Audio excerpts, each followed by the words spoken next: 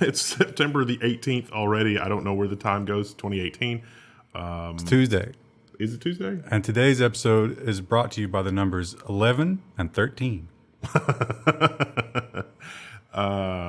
Something RTX launched this week.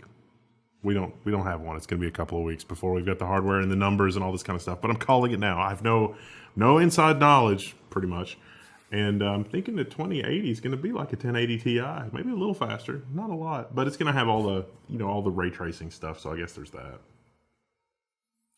Well, we're starting out with some government and just a tiny bit of gaming because the story breakup was weird. Another week of not a ton of stories. Yeah. I don't know what it is. Maybe it was the hurricane. Well, that's kind of a big story. I don't know, but... you think tech companies are like, no, we can't announce their new product. All those people died. Oh, it's not just that. It's all the stories. I find the hardware stuff the least interesting of everything because it's commercial and it drives me crazy. Company has released new thing. And we could take your stint on it, and it is that the NVIDIA has a massive backlog of 10 series cards, so you're not getting a deal on 20 series cards until all those 10 series cards are gone. Well, the FISA courts, we know about them, and we know that they are Orwellian in their approach. It's often secret, but we have gotten some declassification. Pay attention, other countries, because this is how things can go really wrong when you've got secret courts. There's so many little tidbits of information in this article that, like, you have to stop and pull it out of the context of the article and say, wait a minute, that's a thing? Because the author takes it for granted. Yeah, and a lot of this was redacted, but they were able to pull out from the little snippets they were given that this judge was basically dressing them down on every aspect of what they were doing. They were collecting too much. Their warrants were too broad. They were continuing to collect even after they got what they were looking for. Basically, they did everything wrong. And their punishment is going to be... Oh, there isn't one. Yeah. It's not even built into it. So they got this harsh criticism in the form of writing, and that's all. Is it every time something comes out like this, it's like Snowden was right. I mean, this is not the work that is being done here is not legal. And yet there doesn't seem to be anybody that's able to do anything about it. You know who said Snowden was right? Snowden on Twitter. Now, it's funny that you mentioned other countries should pay attention because of the next story. Yeah, the EU is not now. This is actually a case we've mentioned a couple of times. The ruling has finally come in because it looked like it was going to go this way, and we commented because we're waiting with this with bated breath because it seems like the judge is going to rule this way. Well, they have. The GCHQ has collected too much data, and it is a human rights violation, and it really is because it's insanely you don't want an oppressive regime to be able to go back and get that data later. That's not good. Yeah, and in 2016 it changed, so they're not ruling on anything after 2016, but basically everything before 2016 they claim. Now, there was only one thing they said was a human rights violation, which is kind of disappointing because there were so many things. Something, I'll take it. There were so many things that were wrong. But they were just talking about the how broad it is and how everybody is caught up in it when they're not necessarily even suspected of anything. If the data collection were bullets, it would literally be, we'll just kill everybody and let God sort it out. They did not rule that it was like kind of like a Fourth Amendment type of thing that would be in this country where it was unlawful to search people in this manner. They're like, oh, that's fine. When you're on the internet, you just have to expect that. Or if they're tapping your phone or whatever, just do you though? Just deal with that. You know, it's like random colonoscopy could happen at any time. You should just expect it. Got to keep those healthcare costs down, man. Pre-screening.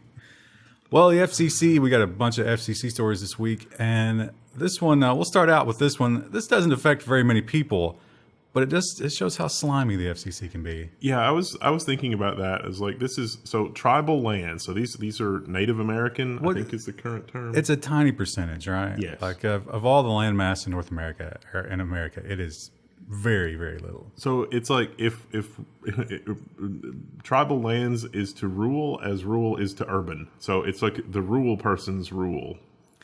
And the rule is in the FCC. And this is crazy. If one person in a service area, I think it's usually by county. It's It's they use voting districts, so like gerrymandering would apply. Okay, but that's usually about the size of a county. Yeah. So if one person in that service area has service, that counts. That's that area has service. And so with tribal areas, I think the whole tribal area counted. Yeah. Which is insane because those are usually pretty big. They're low population. I'll tell you, as a matter of policy, with like AT&T, for example, it's like AT&T's like, well, it looks like you're in the service area. If they come out and they can't find a pair, or there's no pre-existing copper lines basically to your house, they're like, sorry about your luck, and move on with their lives. Yeah, it's disgusting. And it wouldn't be disgusting if we didn't give them money to do that. Yeah. And when I say we, I mean everybody that pays taxes. So there you go. Now, the states, as you know, a lot of states, I didn't include the story, but have you seen the sniping between the California senator and Pai? Yeah. That was funny. In Minnesota, they tried to come up with some more consumer protection rules, and Pai personally has stepped in to help shoot that down. Yeah, this is really just about protecting data and how if your ISP is going to capture all of your data and look at the unencrypted websites that you're visiting and monetize that, what sort of consumer protection do we have in place for that? And this is basically no, we're not.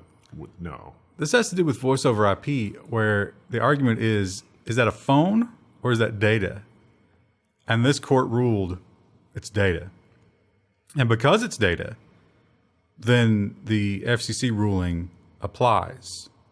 So even though it's voice communication, when you would normally count that as a phone, because it gets, turned into IP during the process, then it becomes data, as they argue. And Pai was quick to say, this is exactly what I was talking about. You can't create your own net neutrality rules. See, look, case law.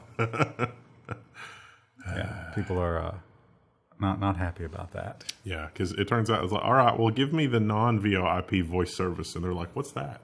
VoIP is the delay is so infuriating, especially on business calls with 5 people, because it's just constantly people talking over each other. I hate voice over IP. Well, the FCC is, of course, they have their they bless the mega mergers, and they're saying they might need a little more time with the. When did this one start? This one's been in process forever. 3 or 4 months. I want to say that we got the first hints of this a year ago, but I think it's been 3 or 4 months. So normally there's a 180-day review process, and I'm not sure if they're legit or they're just waiting to be bribed. That's how sort of jaded I've become. Well, I think Sprint and T-Mobile as well have been arguing over some of the finer points of the deal. It's we need you guys to spend some money on some stuff so that we know that this is okay. By the way, my re-election campaign is coming up in November. They might be waiting for re-election. That's funny. Yeah. Well, consumer protection, consumer privacy. We talk about that a lot. That's a big buzzword. We had the Cambridge Analytica fiasco, which has rolled into a giant snowball of lawmakers jumping on this bandwagon. Well, we had all those lawmakers with the Facebook thing. I mean, they embarrassed themselves by going on national television to demonstrate exactly how illiterate they really are, which is horrifying. And they were willing to embarrass themselves over customer protection and protection from Facebook. And last week and the week before, we had the Twitter hearing. Oh, yeah. Which is kind of the same thing. I mean, they're talking about you're influencing people, but at the end, that's protecting people from being influenced. I don't know. Well, the good news is we're going to Congress is going to get together one more time, and we're going to talk about consumer privacy. But there's some bad news. Yeah, the game is rigged. Congress didn't actually invite any consumer privacy advocates to its consumer privacy hearing. You know who got invited? Google. Let's talk about them. Amazon, big consumer privacy people, right? Yeah. Google, aren't they in trouble for China? Everything? Yeah. Twitter, well, we already know about Twitter. Charter Communications, what? So yeah, that's a lot of famous advocacy people have tweeted, and they're like, "Why didn't I get invited?" And that's a little bit of hubris, maybe, but someone from that side should be there. Someone not a giant company who literally makes money off of the people's non-privacy. Well, I am lucky in that my phone lets me turn off amber alerts and silver alerts. I know that some phones actually do not allow that. Wow. Which is terrifying. But now the fear has come true there will be a text message service that you cannot opt out of from your very favorite person. The president's own personal tweet service to tweet at literally every American. So this is a FEMA service, and it's only supposed to be used in times of emergency. Of course, I suppose the president has full discretion there. Yes. I would think. Now here's the darkest timeline. Think about this. Twitter finally gives in to the left-wing pressure and bans Trump. So he starts using this for all of his tweets. This is his new Twitter. You can't ignore it. Well, on the bright side, at least he'll be using a secure phone to be able to do that, right? I mean, there's that at least. Yeah. Well, I imagine that has to go through another channel. Like he wouldn't be tied directly into one device for that, right? He'd have to send it to somebody else. I don't know. That would be interesting. Well, another ongoing story we talked about. We were so excited. This was what, like 3-4 weeks ago. Yeah, Charter getting kicked out of New York. New York was going to get rid of them. We were like, yeah, don't negotiate with those terrorists. Well, guess what they're doing? They're negotiating with the terrorists. The thing that pisses me off about this article is that the article author is sort of parroting what both sides are saying, is that we're having some productive talks. And unless New York is willing to take punitive measures against Spectrum, this will only encourage the same kind of future behavior. Like, I don't understand how it's like, oh, we're negotiating, and unless Charter agrees to do more than they had originally agreed to do, this is not a win. No amount of negotiation is a win. Yeah. Well, that's kind of like the argument for the death penalty. Like, it's preventative in the sense that someone's going to see that and be like, oh, we better not try that, because it's there's no negotiation once you get past a certain point. Yeah. So, yeah.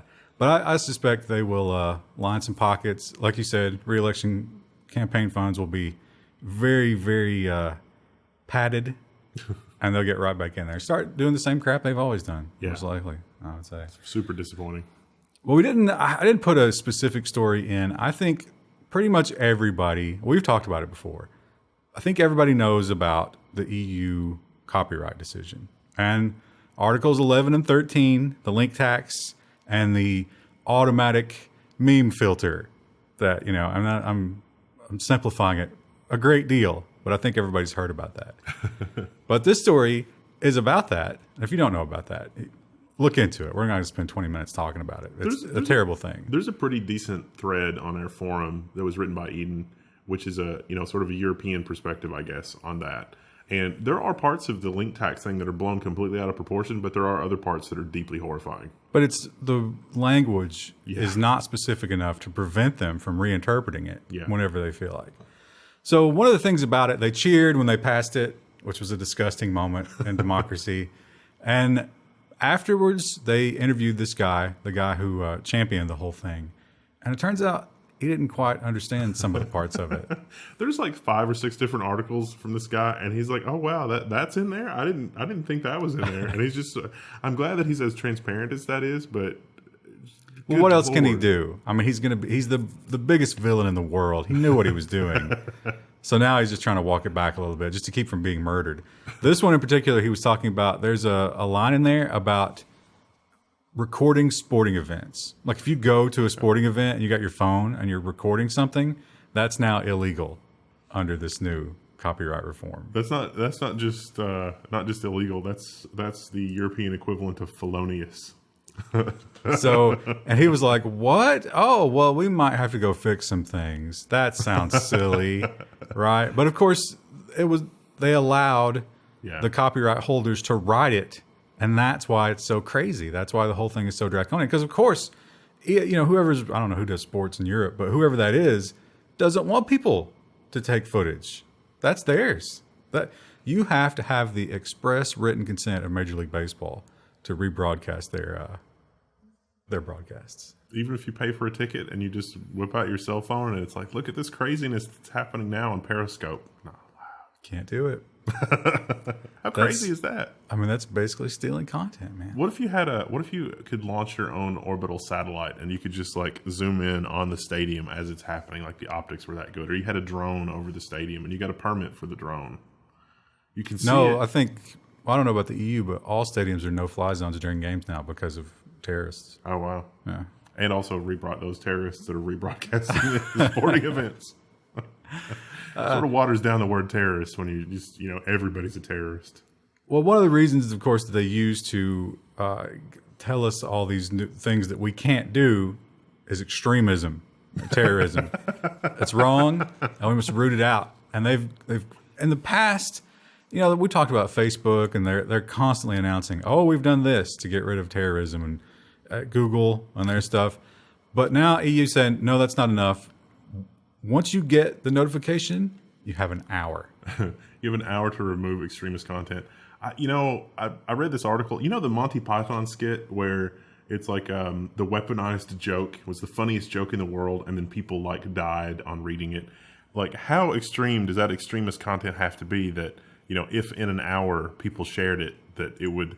I'm going to watch a video and then I'm immediately going to empty my bank account and send it to ISIS, and it's going to be a good video. Well, they say that the first hour is the most impactful for terrorist propaganda. And I don't know how you measure that. Sounds like bullshit. You think they sat down some new terrorists and it's like, can you answer a few questions on a scale of 1 to 10? How does the freshness of terrorist propaganda affect?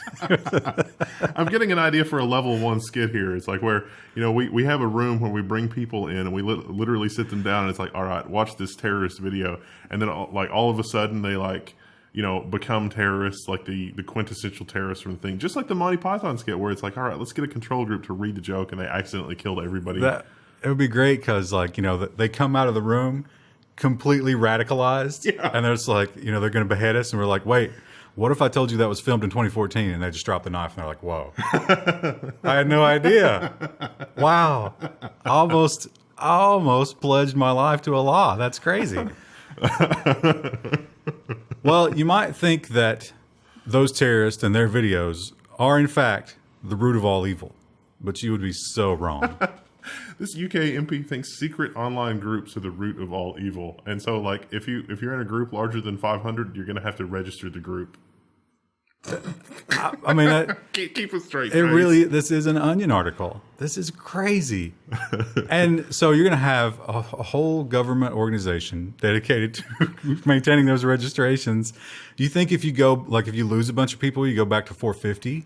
What happens then?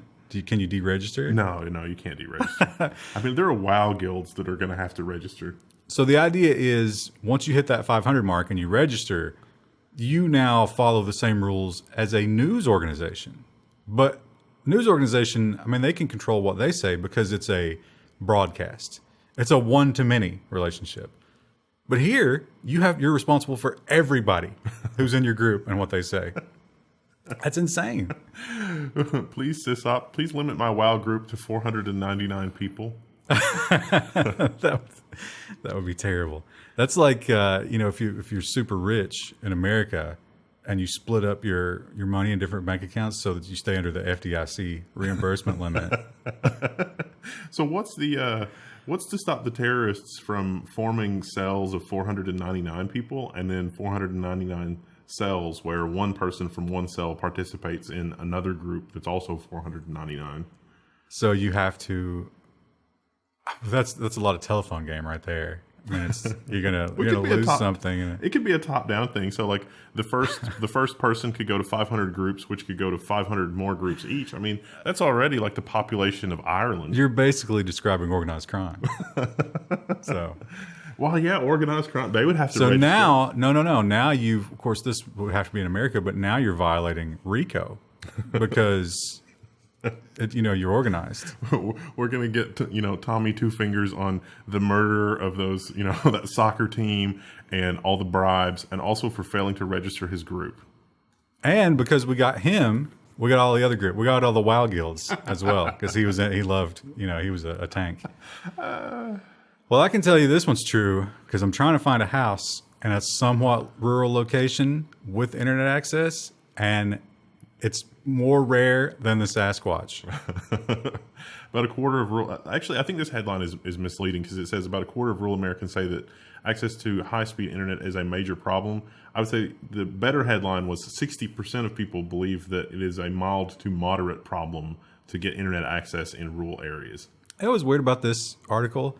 apparently minorities were more angry about lack of internet access in rural places. A lot of minorities have figured out that you can earn a pretty decent living online, even just doing like Amazon Mechanical Turk stuff.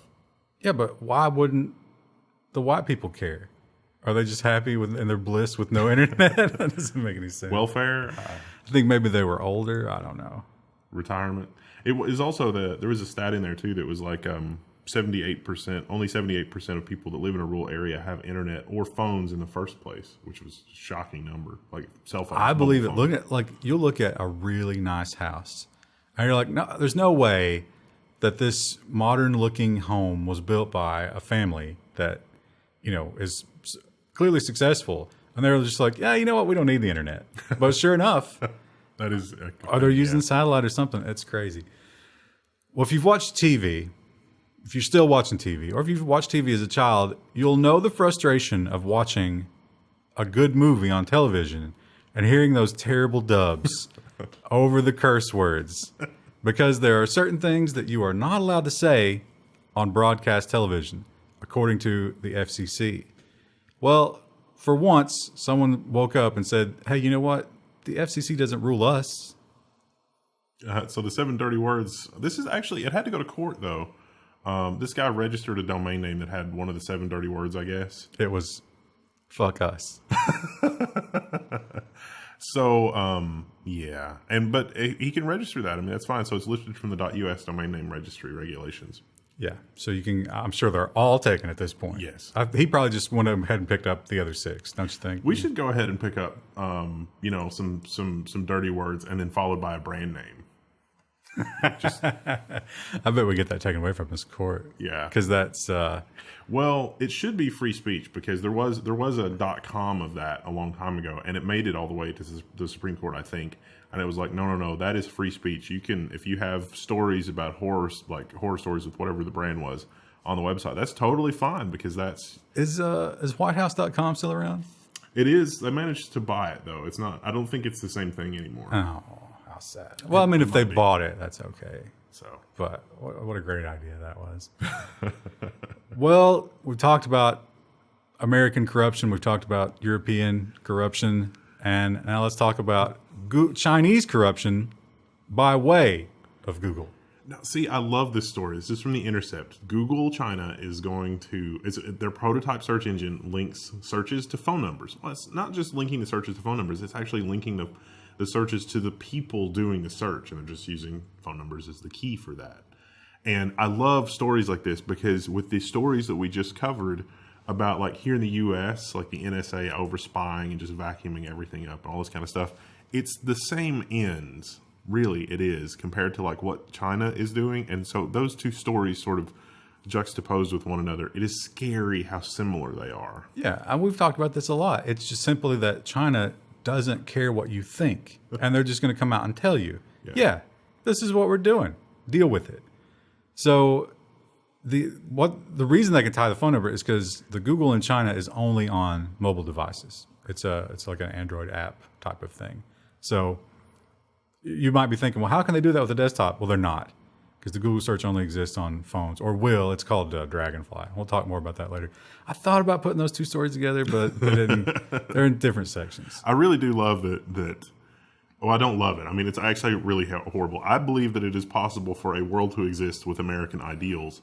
Don't know why we're not building it, but I mean, I do know why, but it's possible to build a world with American ideals, surely to God. America doesn't have American ideals. What are you talking about?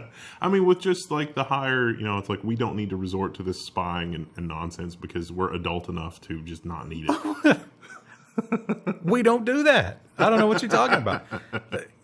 That's crazy. So, the lawmakers, they're usually a little bit behind the times. Now, let's count when did this first? This was like back in the spring, right? When this first came out. So they're about 6 to 9 months behind the curve on any given thing. But they've finally woken up to it, and they're terrified of the deepfakes. Well, we know from the Facebook hearings on C-SPAN that most of the people that spoke there have like a 4th grade reading level. So they're doing pretty good with the 4th grade reading level. I think a 4th grader would very easily understand if you show them those videos. The deepfakes videos. Yeah. Very quickly, they'd be like, this could have some implications. So they're very upset. And of course, this goes back to the whole meddling in the election thing, Oh, yeah. which is so disgusting because you just read a little bit between the lines of that. The message is, you morons are never going to be able to understand all these different signals and parse them and make a decision. So we have to protect you from all this information. And so they're demanding that somebody do something about this. I think every step so far to defeat deepfakes has led to better deepfakes. Yes. So I don't know if they're ever going to, I mean, I don't, You know what the solution to deepfakes are? A better educated population. well, we can't have that. No. Yeah. Because then they won't be satisfied in their cubicles.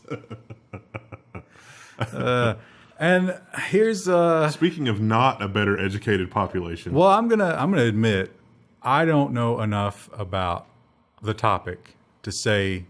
Well, I certainly don't trust the government, right? So I don't trust that they're just like, it'll be fine. But I don't know that we have a lot of great proof, positive either. One thing about this story, so this is the Bay Area city has blocked 5G deployments over cancer concerns. So they're wanting to set up new towers for 5G. The difference here is that 5G, you don't want to run as a fewer number of powerful towers. You want to put in a larger number of smaller, less powerful towers. So maybe on just in terms of like wattage output, there's less of a cancer risk because there's less wattage involved. But the Bay Area doesn't want to deploy any 5G cell phone towers because, quote unquote, cancer. But here's the problem. With larger towers and smaller amounts of larger towers, you can strategically put those large towers around poor people. But when you're doing a higher number of low power towers, somebody's subdivision's getting a tower. There's no way around it. Well, they have those towers that look like sickly trees. Yeah, but I mean, they still know it's there. So this is a not in my backyard kind of thing. They're not the first place to do this either. There are other cities who have said, no 5G towers. We don't want them here. So, going to be interesting. I wonder, though, because right now, I think only the activists on one side are interested. Like the cell towers give you cancer people are very active here. They talked about there's like 14,000 residents in that place, and 1,400 came forward. That's like 10%. So it's a crazy amount. That is a lot. And but when Joe Average gets his iPhone and his iPhone pops up a little message like, "Sorry, 5G is not available in your area," then the other side is going to get angry. They're also going to vent their spleen. Yeah. Have there been any credible scientific studies? Because I've seen studies, but with the state of scientific publishing, who can say? I'm thinking about like the old school. You remember the old Nokia, like the 3310s? It used to be like, I did this experiment myself. If you had one 3310 and you called another 3310, and those egg poacher things, it was like a plastic stand where you put the egg in the microwave, and then like 30 seconds later you got a poached egg. You could put an egg on one of those and just set the Nokia phones on either side of the egg, and in about 10 minutes the egg would be cooked. Yeah, well, I'm sure there's some unintended consequence of all this technology, but whether that leads to cancer, I don't think so. But if it does, and let's say it leads to cancer like 1% of the time, are we going to stop? Is it worth? Because think about what that would do to the economy. I think the radio transmitter would have to be like inside your skull for it to be a problem, which is an allusion to a story that we've got coming up. Well, this is kind of a feel-good story, and this is from TripAdvisor themselves. They're sort of patting themselves on the back because they caught someone cheating in Italy. They caught an Italian business cheating at reviews. Yeah, so there was a business in Italy whose business was to write fake reviews for anybody that hired them on TripAdvisor. TripAdvisor had that guy jailed. 9 months and €8,000. I mean, on the one hand, it is a business writing illegit reviews, and on the other hand, a jail time? Jeez. They're not messing around in the EU anymore. Yeah, that is annoying. It's a very annoying thing that you can't. I mean, Amazon is just a cesspool. You don't know who to believe. You can't trust anybody. So, but yeah, jail time seems. And I guess the idea here is that they were one of those companies that would notify you and be like, "Hey, for this much money, you can get good TripAdvisor reviews." if you don't play ball, you might get some bad ones. So that's more of extortion than just lying on reviews, which maybe makes sense. Well, the big news in gaming this week, I think they were going to do it last week, but they had that earthquake. Yeah. And destroyed Nintendo's building, and they were like, we're going to wait a week. But the Switch Cloud Save, the Switch Online subscription service, has finally come around with a bit of an asterisk. So you can play old NES games on it, which is awesome. They're downloadable. But if you don't maintain the subscription, your save games will disappear, which seems arbitrary. Well, those are two things that are this not the same thing. So your game saves on your regular Switch games. So the Switch has this interesting thing. You cannot back up your save games to your SD card. That seems so. The save games are part of the Switch. So let's say you get a new Switch because this one's acting up, or you crack the screen or something. There's no way to move your save games from that Switch to the new Switch. Unless you have the cloud thing. Unless you have the cloud thing. But if you let the cloud subscription slip, those go away. Like it's just gone forever? Well, they just claim we cannot. Now, Sony actually gives you 6 months. Microsoft lets you go forever. It'll always keep your save games. The thing you're talking about is the classic NES games are part of Switch Online. So if you've logged in, you can play them offline for 7 days. Yeah. After that 7 days is up, no. Prove you're you. And meanwhile, people that got one of the Switches that you could modify with the USB thing don't have to put up with any of that BS. You can save to your SD card just fine with those. Yeah, I think you can. But let me tell you, they started banning the ROM IDs. So if you have a cartridge and you rip it and put it online, that gets banned from online. So much fewer people are willing to post ROMs because that hurts their physical copy of the game. So you got to get a reader now. Well, if you still have to buy it.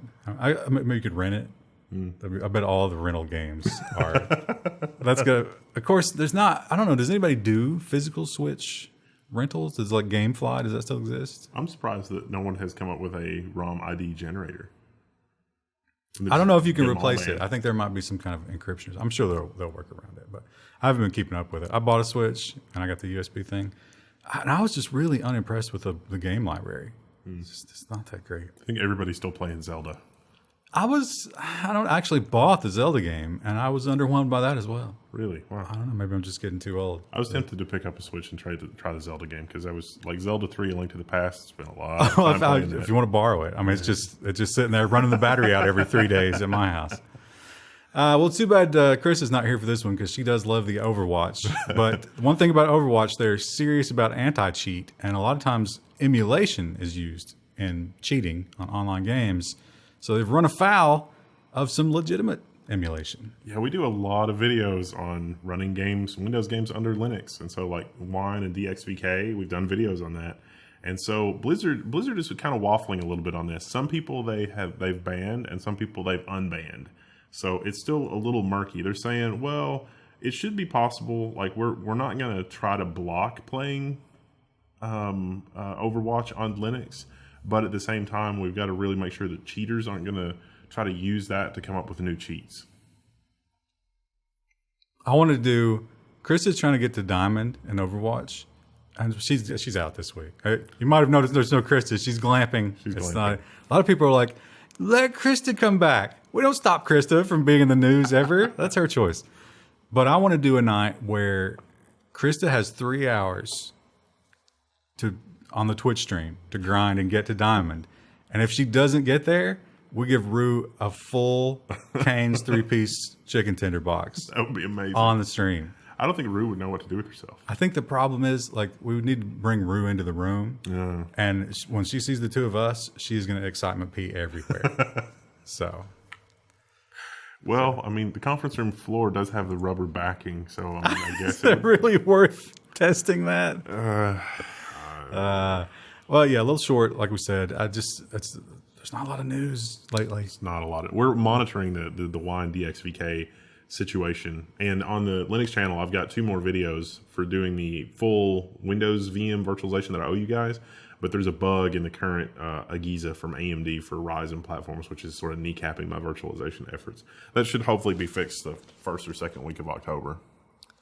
So we'll be back tomorrow. Tomorrow will be business and social media. And then on Friday, we've got a cornucopia because there was a lot of just small categories. There's a lot of nonsense. I tried to pad the nonsense because it's like, wow, we can't find the stories. And I don't want to put the boring stories in there because... Well, this week's going to be weird too because the RTX stuff is going to just be all over the place, and the algorithm is going to ignore all of our videos because we're not mentioning the NVIDIA RTX stuff. So maybe we should come up with RTX-looking titles so the algorithm gets confused. The algorithm. We'll see you tomorrow. It's September the 19th. It's a Wednesday, and business news? Business news and a little bit of social media. And we start out, we were joking that we should introduce this as this week's, there's no way this is not bribery. Yeah. It's so we've covered this before. The Farmer Lobbying Group, which is a lobbying group for farmers' best interests, supposedly, sells out farmers and helps enshrine John Deere's tractor repair monopoly. So the Farmer Lobbying Group agreed to help lobby for a version of the right to repair law written by John Deere, which makes it really hard for farmers to actually repair their tractors. At the heart of this... Or get parts, or documentation. But at the heart of this argument is the software portion. Yes. Because there is software in the tractor, much like there's software on your computer, that will try and prevent you from using it the way that you want to use it. Yeah. There was crazy stuff like tractors that are designed, like the hardware of the tractor is designed to work with ethanol or something, and like John Deere wants to block that and repair type things where it's like, oh, I need to get a replacement part from another tractor. Oh, that part wasn't serialized to work with this tractor. You just need to change the software setting. Yeah. It's just basic. Like if this were the auto industry, like this is the 19s, like this happened in the auto industry in the early 20th century. Where's the outrage?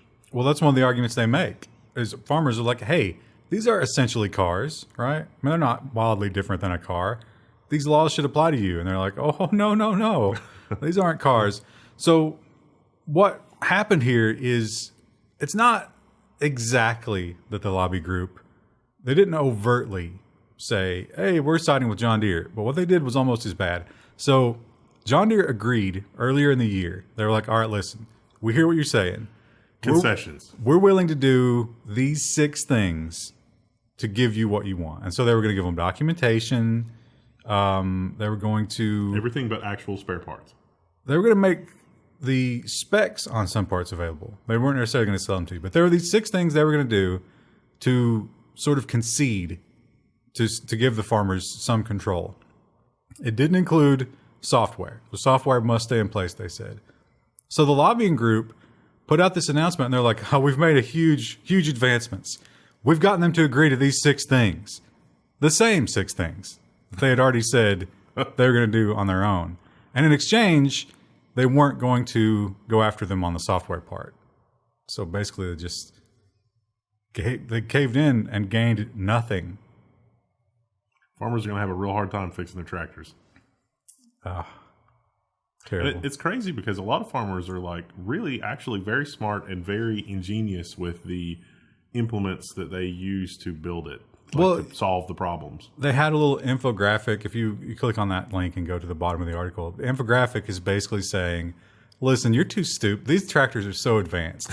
A moron like you could never hope. You're only going to damage it. So just don't bother. Just bring it into us. And it's very expensive. And there's also a logistical thing. Like these tractors are huge. No one has a truck big enough to run it out to the John Deere dealership. If they have to come to you, that gets crazy expensive. Well, they're just making sure that they'll have something in place for the John Deere service robot that you order from Amazon, and then it's deployed as a remote hands for somebody in India to repair your tractor. But then who services the service robot? That's another thing you buy the year after. We talked about Google in the last episode and the Dragonfly search engine, which basically they're tracking everyone and giving in. One of the things that I forgot to mention on that last story, one of the blacklisted words is Nobel Prize. They don't want their people to know about the Nobel Prize. Well, at least one guy at Google is fed up.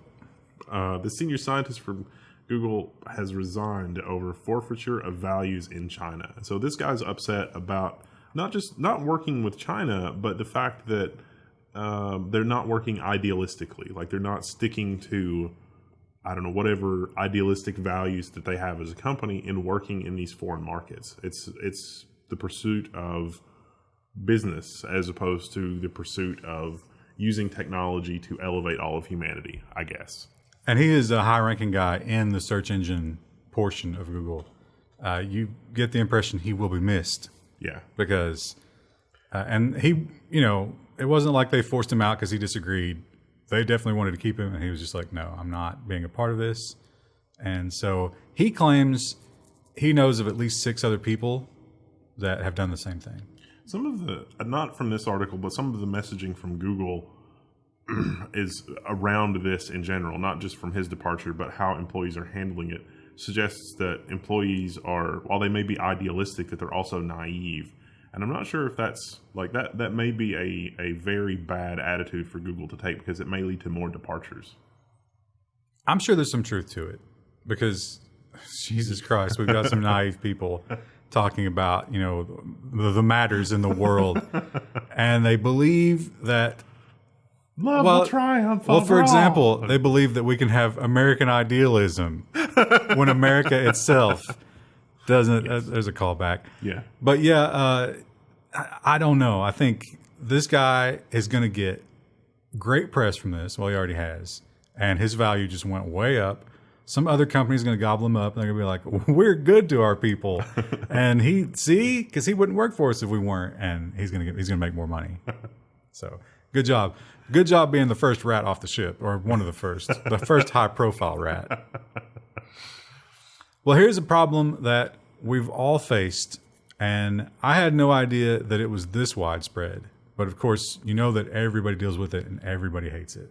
Almost half of U.S. cell phone calls will be scams by next year, report says. More than half of my calls right now are scams. Well, they said it's something like, I think it's in the 40s, or will be by the end of this year, and then it'll break 50% in 2019. Well, it's because it doesn't cost anything to call people anymore because no one wants to use the phone because it's inefficient and dumb. Yeah, they talk about the people they polled to get those numbers.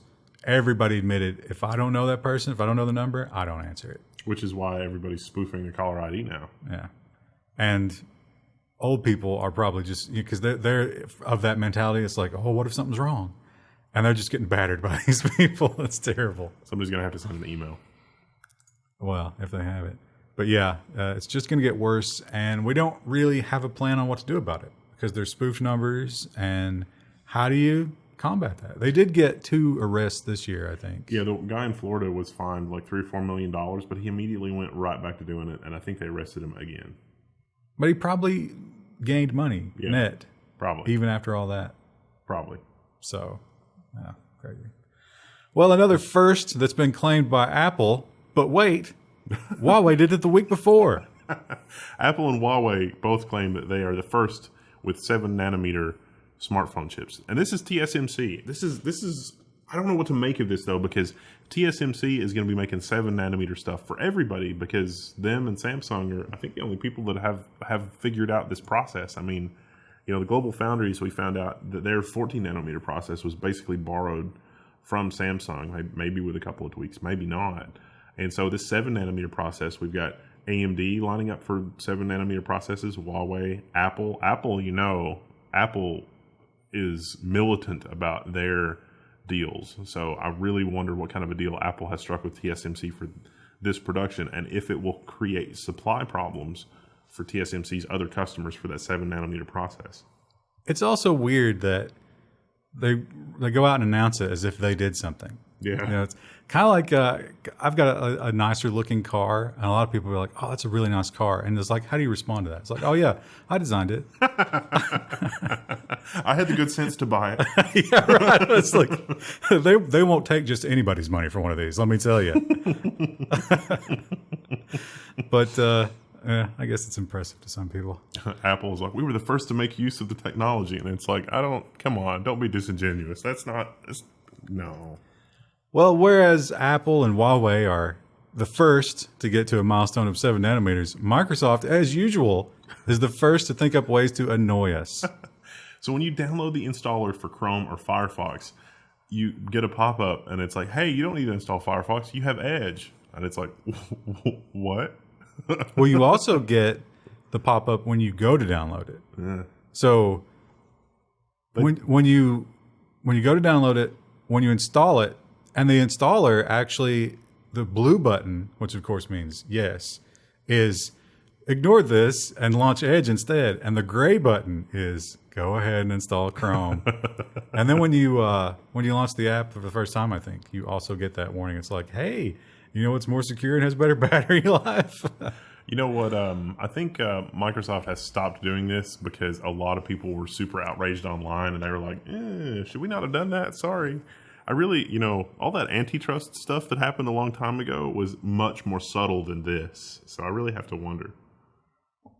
Yeah, but they're losing now. And I've said this before, I don't care how good Edge, which is Internet Explorer, let's be honest. You can rename it, it's Blackwater right there. You can rename yourself all you want. You're still the same thing. I don't care how good they make it. I will never forget what they did to us. I will never use their stupid browser. IE was that bad, especially if you had to work on IE, especially if you had to do like ActiveX controls. That's some PTSD stuff right there. I'm going to be like that Vietnam vet who won't eat at Asian restaurants. I'm that guy when it comes to browsers. Well, Apple is claiming, hey man, we've got nothing to do with this, but that's a hollow argument. Apple is deleting bought films from iTunes accounts and don't expect a refund. So if you bought a movie on iTunes and Apple no longer carries that movie. No, it's the movie studio that no longer wants you to have access to it. Well, I think it's the stuff that I read said that the movie studios were just removing access to those movies from iTunes in general. Right, exactly. So what is not clear, and I try to figure out, is if you had already downloaded the movie and it was in your library, if you got to keep it. I think that it wouldn't let you, like it doesn't show up for you to download anymore when it's removed, but if it was already there, does it stay there? Because I think those are different things. Now, I remember when the ebook stuff happened, they deleted them. So I don't know. They've also talked about sometimes you'll buy a 4K movie, which is more expensive than HD, but the movie studio will be like, we don't want to offer that in 4K anymore, so your 4K is downgraded to HD.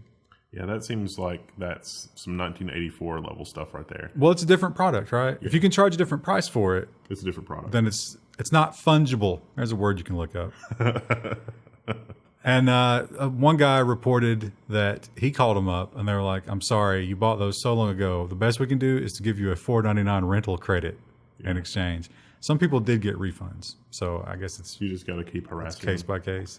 That's really annoying though, because that makes you want to download your entire iTunes library and keep it local if you can keep it, or convert it to another format that can't be taken away from you, because that's a property right. Like, isn't property rights like the foundation of American law? It seems like you could take them to the cleaners for that. Well, when it's digital, not really property. Everything's off the table. Well, for this next story, I think we'd have to ask, what the fuck is wrong with PayPal? PayPal's crackdown on ASMR creators should worry you. So this is, of course, Engadget reached out to PayPal, and PayPal said, we have nothing against ASMR. It's just sexual content that we have problems with. But a lot of the ASMR providers that have been cut off were not doing that type of content. I don't understand. I've not watched or listened to these. So is it like moaning? Is that the sexual ones? No, yeah, some of them. But there are ASMR videos of people like using a Model M keyboard.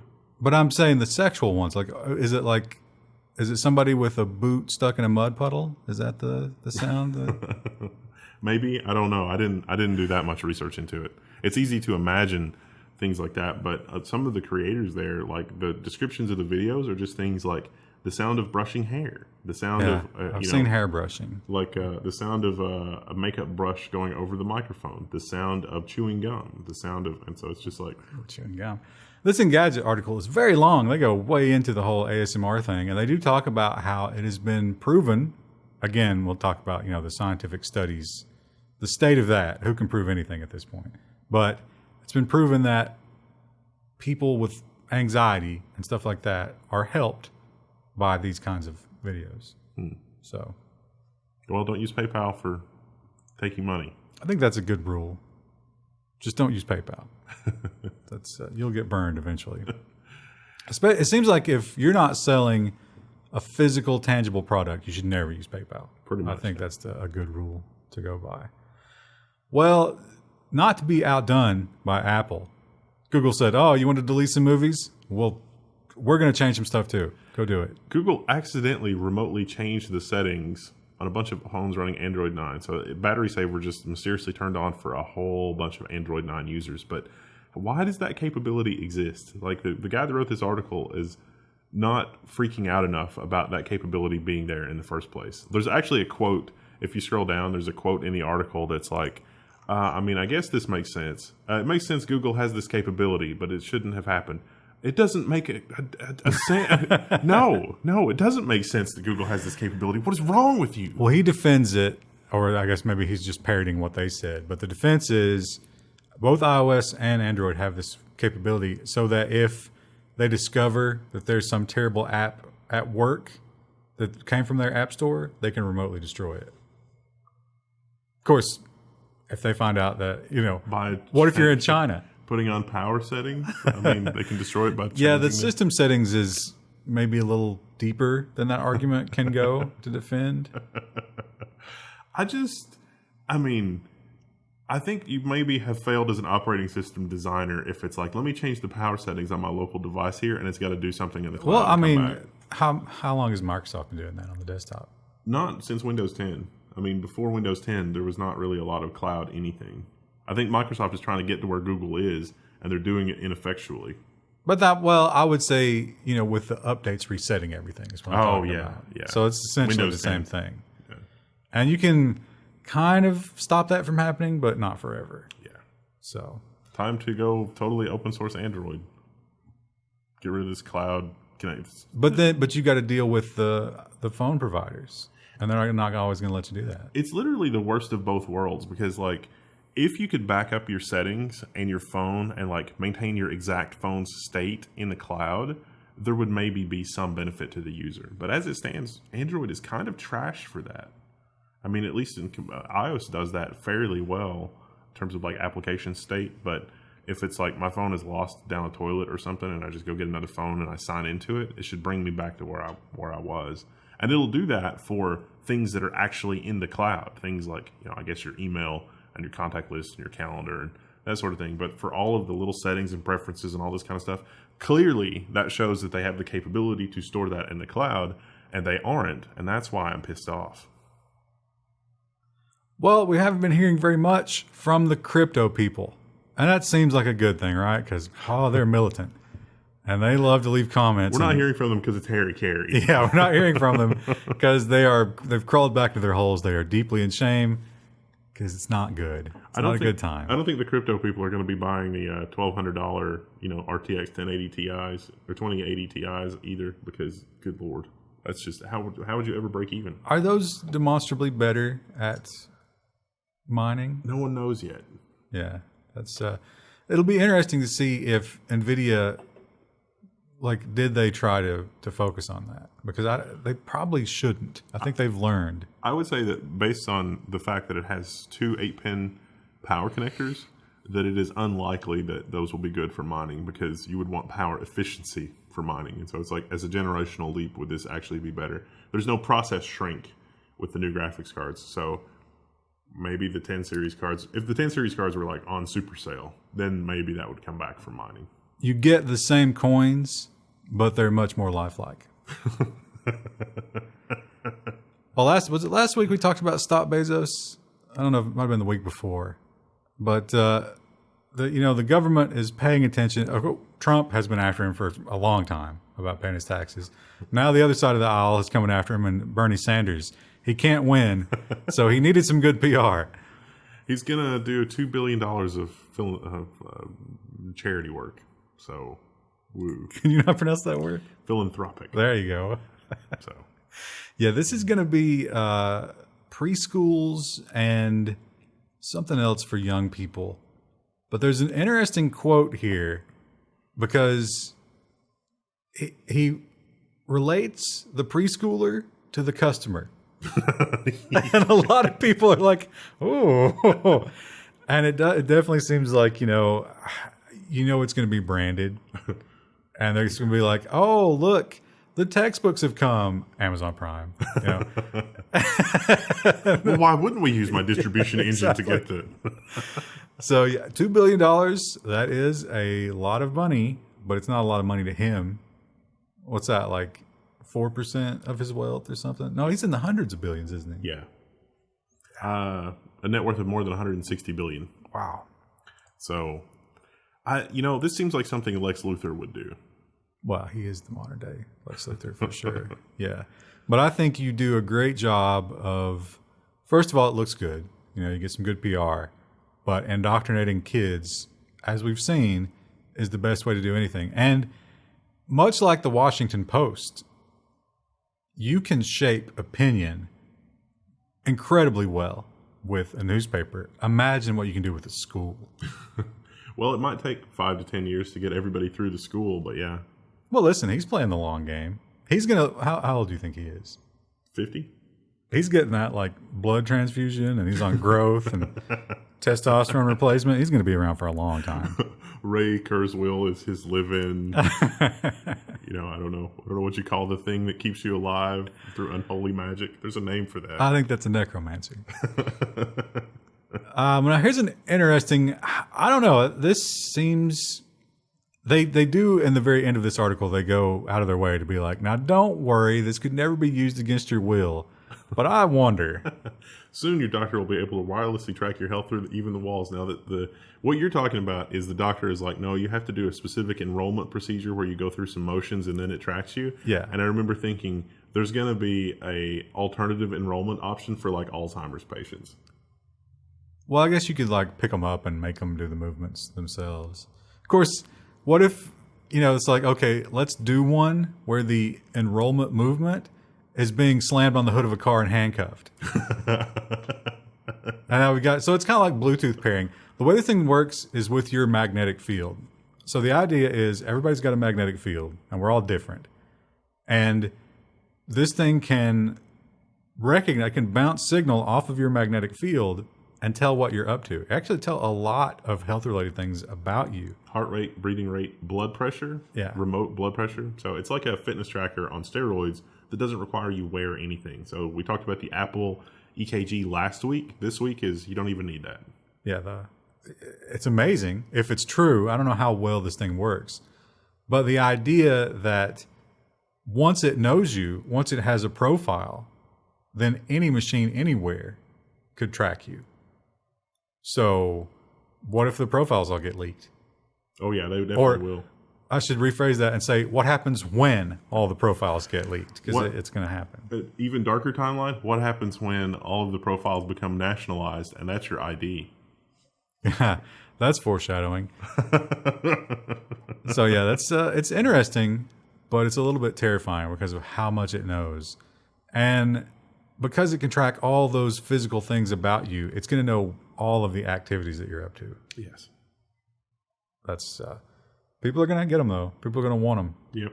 And it's going to make cute little graphs and exportable share on Facebook buttons. And it's be like, look how much activity I did today. Look how many times I had sex today.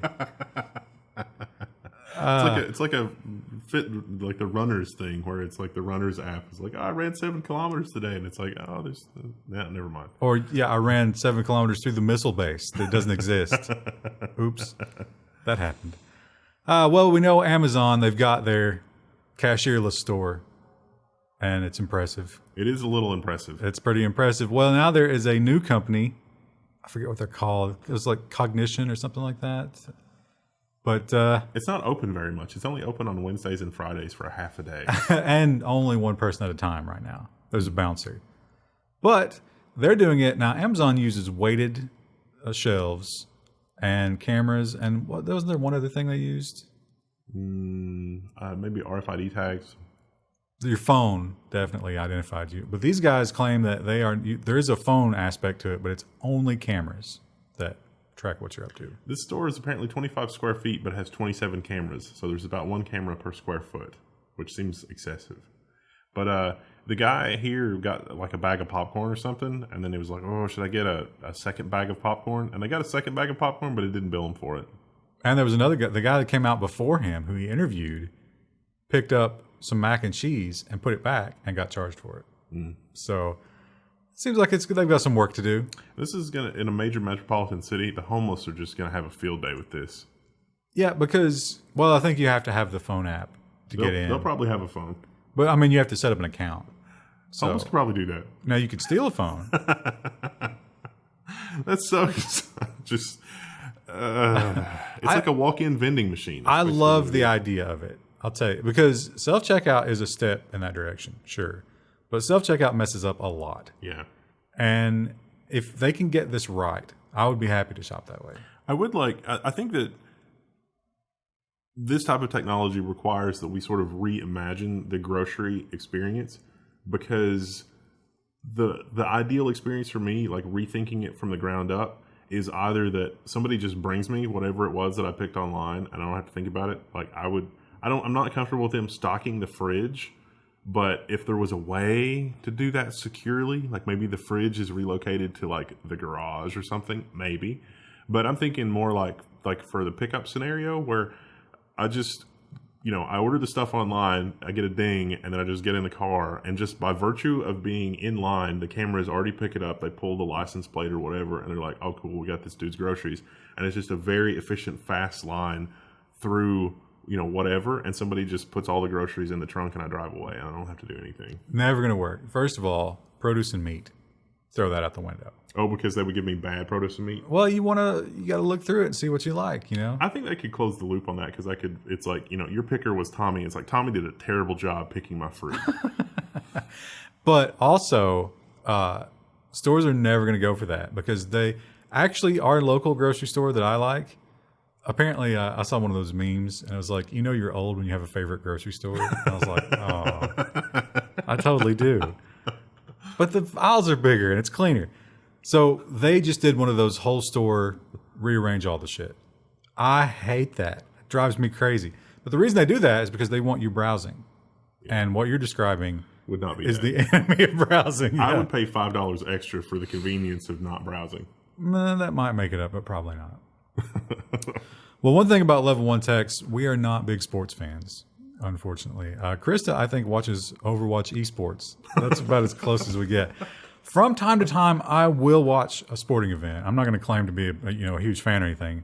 But when I do, one thing that drives me absolutely crazy about modern sporting events is the name of the venues, the stadiums. It's like, Alltel Stadium.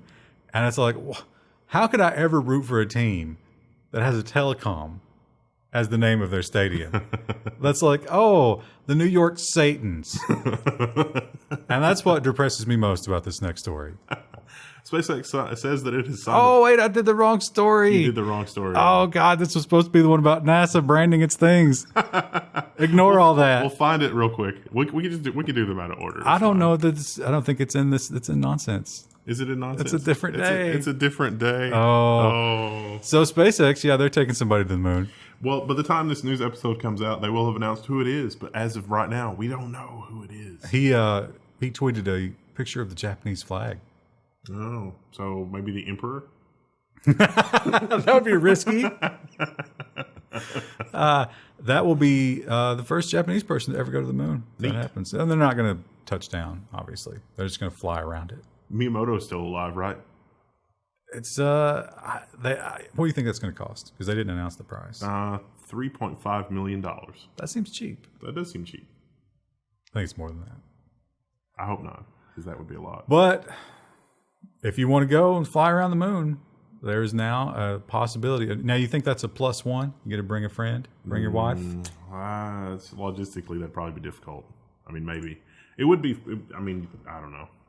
It would be a cool experience to share with somebody. Think they give you one of those flamethrowers as part of your package deal? I worry, though, that some wealthy people, I don't want to say don't have the attention span for that, but I'm just contemplating, it's like the figure 8 thing like they did on the Apollo missions. And it's like, I'm not sure that those guys have the patience for that, because it's like they'll do the rocket ride and they're like, yeah, that was a lot of fun. And then it's like, well, now we have to sit here for the better part of a day or two just to do the figure 8 around the moon. You think they'll They'll have a Nintendo Switch on board to keep you occupied. Something. I mean, you'd have to. But then how anticlimactic is that? It's like, I'm on my way to the moon playing a Nintendo Switch, and it's like, this is an historic occasion, so.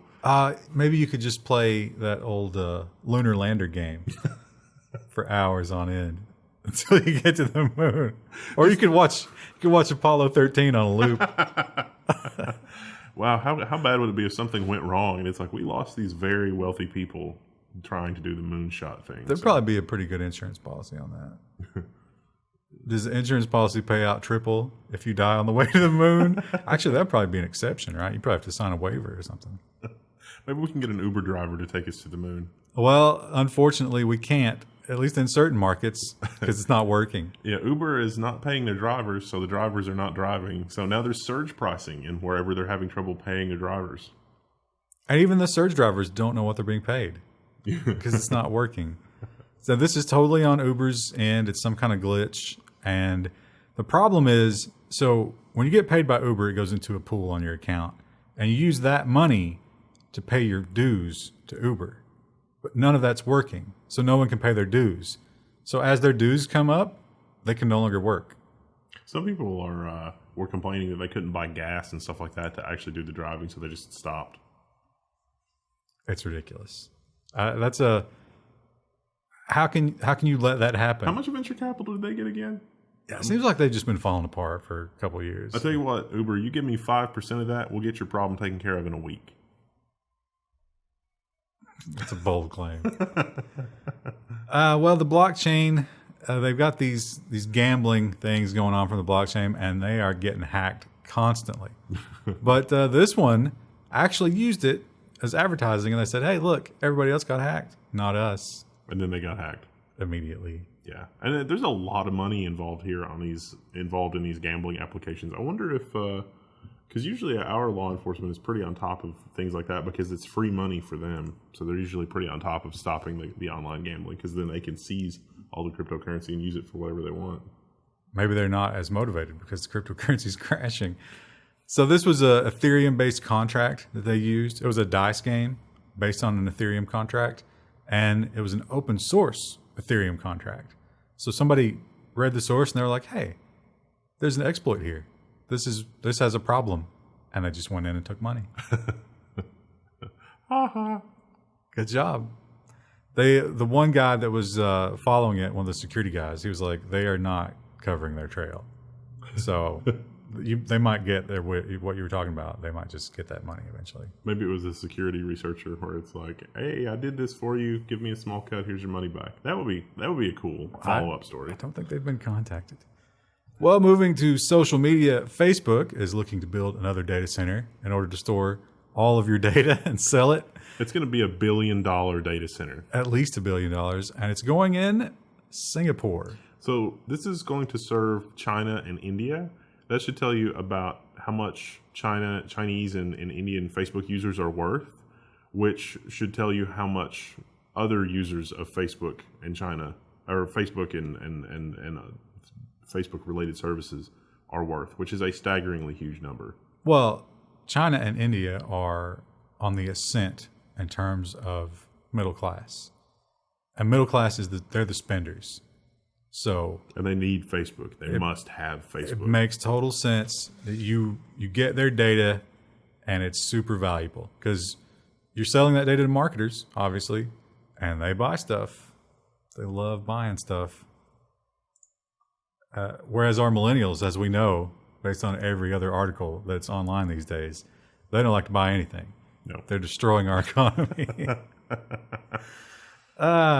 Well, Facebook has also announced that they're going to attack those filthy Russians as hard as ever. Now, this is the story. Okay, so after Facebook is working on fact-checking images and videos by actually analyzing the text and pictures, including memes. You're getting a little ahead of yourself here, but yes. So we talked about the deepfake thing, and as we all know, thanks to, is it 11 or 13 that goes after the memes? I think 11's the link tags, right? And 13 is the memes. So thanks to 13, our memes are in danger. I love... Not really. I mean, I love the new meme where it's like Article 13 compliant, whatever, and it's just a bad drawing. The darkest timeline is that they're getting these things passed with the fake outrage. Like they're wanting to pass something that's horrible, and they know that people will freak out. So they make it much worse than it actually is to get people to freak out. And then they're like, well, see, it's not as bad. And then it passes anyway, it's a game of terribleness that's just unacceptable. But you can't pass up the timing here. Yeah. It's like, oh, just as Article 13 comes through, now Facebook has a way to inspect the memes because they can search text. But how do you search the text that's built into an image, right? That's just an image. There's no way of knowing. Oh, wait. Yeah, that's Rosetta. So Rosetta is part of that. And I think that this is, I mean, they're saying that they want to catch offensive language and harassment and stuff like that in pictures. But come on. So here's an example. The large text there is Rosetta reading the text from the image. And so then it can be put through the filters. So if you think you're getting around the filters by posting memes with text on an image, not anymore. So now you have to weaponize your memes by turning the text into something hard for the algorithm to read, but easy for people to read. All meme text is going to have to be CAPTCHA text from now on. Or what if it's like the old Looney Tunes, like Screwball? It's like I forget what those things are called, where it's like a picture and you have to put it together into words. Oh, yeah, I know what you're talking about. It's like a picture of a screw and a picture of a ball, and it's like Screwball. That'll be the new, for like whoever is the elected leader of whatever country. It'll just be a picture of that with a picture of a screw and a picture of a ball. And it's like, no, we can't. So they'll have to modify the algorithm to detect that. We will truly be back to hieroglyphics. Yes. It's a full range of devolution back to the cave days. I'm sure there's a screw and a ball in the emoji character set. Surely to God we could find that. Those would be removed immediately because that's hate speech. Hey, the caption for our president says eggplant water. I don't. What? Well, that's it for business and social media. We'll be back on Friday with we got some robots with the memes while they're still legal. Yeah, we got some memes. Got the robots, security, and nonsense, or insecurity, as the case may be. Almost always insecurity. See ya. We'll see you then. You've made it to Friday the 21st. What an exciting time to be alive. It's September 21st, 2018. And it's nonsense. Mostly nonsense. Some robot news, some other random stuff. Security. We're starting with security. And I can forgive you for thinking that we're starting with nonsense because you just saw the first headline. And boy, when did we first... This started like early 2016, right? When they came out with this? Yeah, we covered this when this database was happening, and it was like, this is going to end very badly. And there were a lot of people that lived in India that thought that it would not end badly. Well, yeah. Our predictions were exactly correct. They thought it was a very good thing. This was right around the time they were doing the... They changed the money as well. They went cashless. The main point from the people that commented was that there is a lot of crime and fraud around the monetary system in India, and they thought this would probably help with that. And while that may be true, that actually did not work out the way that you had imagined. So maybe it's helping with fraud now. Yeah, so India's got this massive biometric database, but this simple workaround for it basically has turned it into a profitable counterfeit system. So all the criminal element that you were talking about before, those years ago, has actually turned the biometric system into a tool to make it easier for them to be criminals. Oops. So you have these fingerprint readers, essentially is what they are, and computer software that goes with it. And they have these stations where you can add people to the database, obviously, because there's so many people in India. You can't, it's not like they're all going to come and check in at the government building. So they have these little outreach centers. And it turns out there is a very simple patch. You just overwrite some Java on the software, and it allows anybody to operate as a trusted person on the system, meaning that those people that should be onloading new people into the biometric system, well, anybody can do it now. And it turns down the security sensitivity for the fingerprint and the iris scanner. So, for example, a printed out picture of an iris will now work. Which you can print out from the database. So you can create new identities as much as you want. Yeah. Now, here's the crazy thing about this. You talked about how the criminals were doing it, but it's not just the criminals, because it turns out it costs something to run these systems. But when you use this patch, you can clone one over multiple workstations. So even the legitimate places are running this patch, which dials down the security. Nice. Very nice. Well, what could possibly go wrong?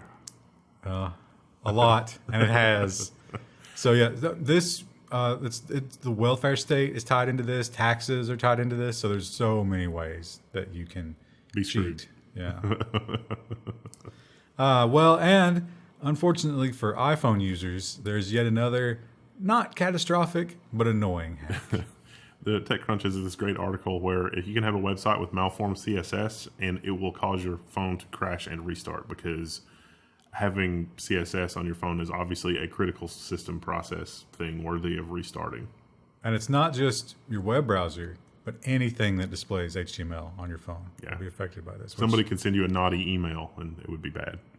This is just inside a certain piece of CSS, you can have too many nested items, and it causes your phone to run out of memory, which is hilarious. You mean to tell me the new 7-nanometer chips with all their magical insanity, you can, it's not smart enough to realize? Come on. Not even billions of transistors per centimeter can defeat poorly nested CSS. We talk about VPNs. It is the age of the VPN. If you don't have a VPN, especially if you live in Europe, you're doing it wrong. Level1text.com/support. Sign up for a VPN there. Private internet access, I think, is the one we would always recommend, not just because we have an affiliate link with them, but as we've said before, it has been proven in court that they do not keep logs. So turns out there's some flaws in some other VPN software, though, which allows you to run arbitrary code. So there have been patches deployed for Proton VPN and NordVPN, but the patches were kind of half-assed, which was not a complete fix. And so if you have the software installed, somebody can send you a malicious file that when you open it, it'll execute with the VPN software, but the VPN software can be tricked into doing other things on your system. Yeah, it's an open VPN configuration file that is in the old pre-patch version, it would run those without looking at them at all. It's just like, okay, I trust this. And it could be anything. So they've fixed it, but you just got to be careful about that kind of stuff. But then it broke again, and then they fixed it again. So knock on wood, it doesn't sink into the swamp a third time. Now, I thought, putting together these stories, I was like, wow, are we going to get through a whole week with no Tesla news? There were a couple of derogatory, like financial, because they're coming up on another quarter, and apparently we're going to find out. It's like, are they keeping up with production? Are they actually selling all those cars? And so I was like, I'm not going to put that in there. But then you got to talk about this, right? This is a great story. Tesla's keyless entry is vulnerable to spoofing attack, researchers have found. So now's a good time to add a PIN code to your Tesla because you need that in addition to the keyless. Well, they did patch this, so I don't think it's as easy. What went on here is your Tesla is always broadcasting its ID and listening for the keyless entry. So if you use a mobile phone and get near the car and sniff that ID, you can then broadcast it from your phone. And if you can spend enough time within 3 or 4 feet of the fob, you can trick it into thinking you're the car and get the full transaction. What a time to be alive. So yeah, there was a report that somebody actually stole a Tesla from Mall of America using this attack. Wow. Before it was fixed. Of course, if you steal a Tesla, they can still shut it down remotely. And they know exactly where it is. Yeah, so you got to get to that chop shop real quick. And there's probably not a huge aftermarket. Just that one guy. Yeah. Where was he? He was in like the Midwest somewhere, I think. So that's the only guy that can help you with your criminal enterprise. Yeah. But if you can do that, that's good money. So, and pretty easy to do. Well, this is a little bit of a terrible headline, and it was a little bit of hyperbole here, but not a lot, actually. Almost all modern computers are affected by a cold boot attack, researchers warn. So this is any computer that has like a suspend or hibernate function or anything like that, because the encryption keys are stored in memory. You can just shut the computer down, take the memory out, and put it in somewhere else and still read it. Yeah, and this has always been a problem, but this is a sort of a new vector into doing this. It's something they've just discovered. So they, if you're going to travel or something like that, the recommendation is shut it all the way down. You got to get rid of any kind of charge that's in that memory, and any kind of residual, or make sure that it's not sleeping as opposed to turned off, and a lot of stuff.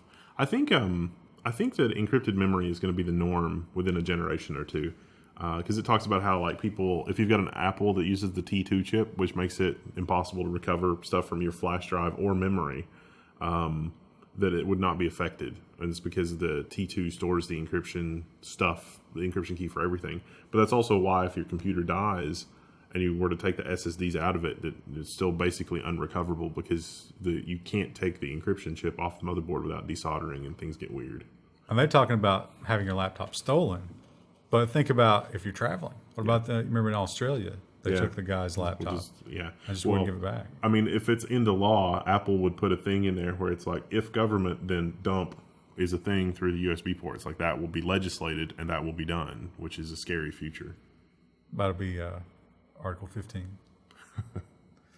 We talk about Kodi a lot. Kodi is basically it's a media player that is fine by itself, but will accept some questionable plugins. And it turns out that the malware people have caught on that questionable plugins being a thing is like, oh, we can do more with that. So if you've installed add-ons from the Bubbles, Gaia, or XVBMC repositories, you might have been infected with a coin miner, because I guess the article's not really clear on if it was a compromise or if it was just malicious extensions. No, it was just certain extensions. It wasn't Kodi itself. No, I mean, I don't mean Kodi itself. Just like the extension repository may have been compromised. Oh, you mean the extensions themselves? Yeah, that's a good question. So, but it's funny. It shows. I think they estimated that these people might have made like $7,000 because it shows how the cryptos are just crap. This is Monero, and the altcoins are the ones suffering the most in the current crypto apocalypse. Some whale is keeping Bitcoin above 6,000. It looks like, because every time it looks like it's going to go below 6,000, there's a large order that comes in. I wonder, like, are we just finding the real value of crypto? I think if more stuff used Bitcoin as a means of value exchange, the price would be more stable. But as it is right now, there have been barriers erected that makes it more as a value exchange on the criminal element and gambling when you're not supposed to side of things than buying stuff from Overstock or Newegg or Amazon or wherever. But I also wonder, because every kind of alternative money has systematically been destroyed over the years. Yeah. And they didn't get to them right away. They got to them usually after they started to skyrocket in value, because, the central bank money is essentially valueless compared to something that actually holds value. So I wonder if it just it's like, oh, this is getting out of control, destroy it. I wonder if the Winklevi have a blog, because their insights on it could be good, because they might be the whale. They might be the ones that are, because they're heavily invested in Bitcoin. But they were in Bitcoin when it was like $500 a coin. Yeah, well, that's just getting lucky. I don't think that's not financial acumen. No, yeah, but if they're bitching about, it's like these guys in black suits showed up and threatened to beat us with a tire iron unless we did X, Y, Z. Definitely, it would be a nail gun. There might be a blog post about that. Well, moving on to the robots and artificial intelligence, we now have a new robot, and it's a robotic fly. And it dips and dives just like the real thing. There he is. He looks pretty simple, doesn't he? Not very impressive. Small. That's kind of cool. So the idea here, almost all of our robotic flying objects have a tail. So when you have a tail, it moves the air across the tail and it stabilizes you. Flies don't have tails. They're just little nuggets with wings, and that's what they're doing here. They've replicated that. It just sort of like randomly ends up somewhere. Yeah. But they talk about how you don't, the way it's mapped is a lot of the movements of the fly are sort of like functions or scripts. So when you move the controller, instead of saying move this wing, it's saying execute maneuver B, which ends up taking it where you want it to go. It's sort of like in a corkscrew, like not super controlled, but kind of controlled pattern. Okay, that makes sense. Well, there's, some authors are accused of being poor writers purely because of the volume that they crank out. I mean, Stephen King wrote a lot of books. Is still writing a lot of books. Two a year. Who's the female author? Danielle Steele. Oh, I thought you were going to say the Harry Potter author. But hasn't she stopped? No, she's still doing stuff in the universe. She's trying to figure out how to do like prequels and side stories and stuff. But Stephen King's written hundreds of books, right? He does 2 a year still. She's nowhere near him. But anyway, a lot of people claim that makes it, it should be quality over quantity. But that's certainly not the case for the Chinese algorithm. So this is a Chinese algorithm. This is to do with Alibaba, I think, is what I gathered. Yeah, it writes their product descriptions. And so I was reading this article, and I had a genius idea. We need to get with them, get a copy of their algorithm, and put a garage sale app on the Apple App Store. So you just take pictures of all the crap in your garage, and it'll automatically separate out all the items, write the descriptions for you, and get that on Craigslist. That would be very difficult because AI. One of the things it's doing with Alibaba is it knows where that thing came from. Yeah. So it'll go to their manufacturer website. Yeah. And try to track down their description. Which is amazing. But yeah. I mean, you could take a picture of all the random crap in somebody's garage and probably track down the manufacturer of that based on the manufacturer's own photos. I mean, AI could probably do that. That would be hilarious. Now, the other thing that it would do that people would hate is it would probably come up with a realistic value. Yeah. Which is not something you get at garage sales. I'm just imagining a future where it's like, I don't need all the stuff in my garage. I'm just going to take out everything that I intend to keep and just leave everything in the garage. And then just like the panorama function on your phone, you just spin around and let it take a picture. And then over the next few days, just random people show up at your house and it's like, hi, I'm Bob. I'm here to buy the whatever. And it's like, what? What are you talking about? And so your AI assistant has like done everything and haggled over the price. And it's like, now, but see, here's where your rose-colored glasses come into play, because you never think about the dark side. How about when I break into your home and I'm not sure what the most valuable thing is to steal? Google glasses for thieves. Yeah, exactly. Pro criminal tip. Or just take that same panorama shot, and then it's like you wait 30 seconds and then it pops up a list sorted by value.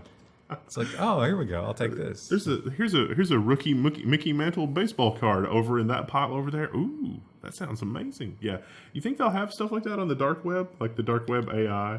It's like this is the most. They're working on it as we speak. I'm sure. As soon as that announcement came out about the Alibaba bot, they were like, oh yes, we'll do that.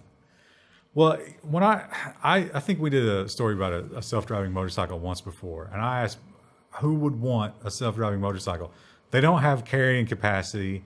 The point of a motorcycle is to drive the motorcycle.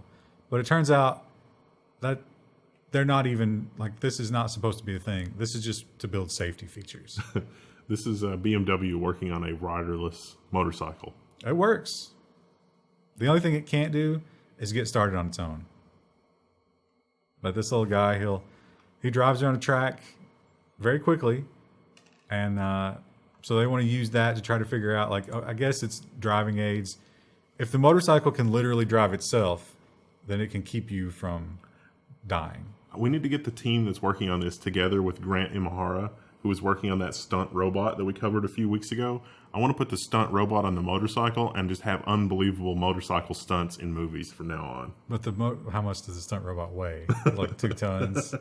I'm not sure if a motorcycle can handle that. I mean, it's like the motorcycle hits a trampoline and bounces into the air and is spinning end over end, and Grant Imahara's robot, takes up the Superman pose or whatever. It makes some really interesting cinema. But the whole point of watching those stunts is you're hoping it goes wrong, right? There has to be that risk. If there's no risk, who cares? Well, our next technology could help with faking it, maybe. Well, we talked about deepfakes earlier in the week. I don't remember which day it was, but the government is finally waking up to deepfakes, and they're saying we need a countermeasure.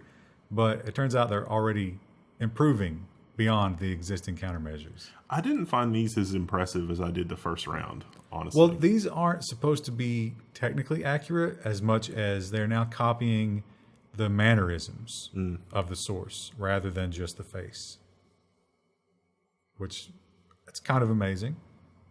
I'm sure they'll put the two together in some sort of unholy union. They also, for whatever reason, they've applied it to flowers. They've made one flower bloom like the other flower. Why? Who are we faking? I thought the point of doing the different faces with the deep fakes was to show that you could take one person and make them say something else, the same person. But what they're doing is showing how easy it is to make one person make someone else say something, which I think are different things. Well, it would all be useful. Yeah, your disinformation campaign. And of course, the Russians are definitely going to use this to disrupt the election in November. Gosh, can you imagine, take that technology and replay the last election and just have stuff like the Pizzagate stuff happening, but with like video of like the Hillary human soup thing and like the Pizzagate thing and like actual videos with people will be like, I saw the video, it looked pretty real. It's just totally fake. The author of this article, Melanie Ehrenkranz, Ermintrout. No, she was very one-sided with the whole thing, and she was like, "Oh, so now people on the right are going to have a way to deny the horrible things they said. They're just going to claim it was a deep fake." But the politicians, I bet they'll try that. Yeah, once or twice. I'd say that I'm surprised it hasn't already happened. Maybe it has. Maybe somebody in the chat can point out the YouTube comments can point out somewhere that has actually already been done. Because if it's not been done, I guarantee you it's going to be done. Like something is going to go viral that was totally fake. We need you can have a little mobile screen that you put up next to whoever's speaking and play one of those anti-AI animations. Yeah, just to keep it honest. We need Captain Disillusion to do some videos on deepfakes. Maybe we can use the presidential alert system to have the entire population go watch some of his videos about debunking fake videos so that everybody can think for themselves. Yeah, people don't want to do that. No. They also don't want killer robots. At least the MEPs and the EU don't. But it turns out a lot of the other countries kind of do. So does that mean we're not going to use drones on the battlefield anymore? The U.S. is not part of this. Oh, okay. We were like, sorry, no. We've sold our drones to people in the EU. So well, those aren't fully autonomous, so they're not killer robots. But no, it has to be as long as there's somebody with a joystick, you're good. Okay. So yeah, they're saying that we need to ban, and they have banned their countries from developing killer robots. But this is crazy because if one group is using killer robots, you have to.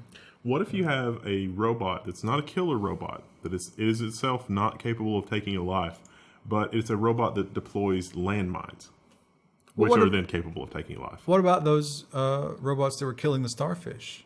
Those are autonomous. Just a little bit of adjustment, and they'll go after divers. They would. Wow, that would... Imagine patrolling your coast against divers, coming up on the shore to sneak into your country or whatever with just an army of those. That would be... that's a scary weapon of war. Be bad for your tourist industry. But it's wartime. Don't go swimming.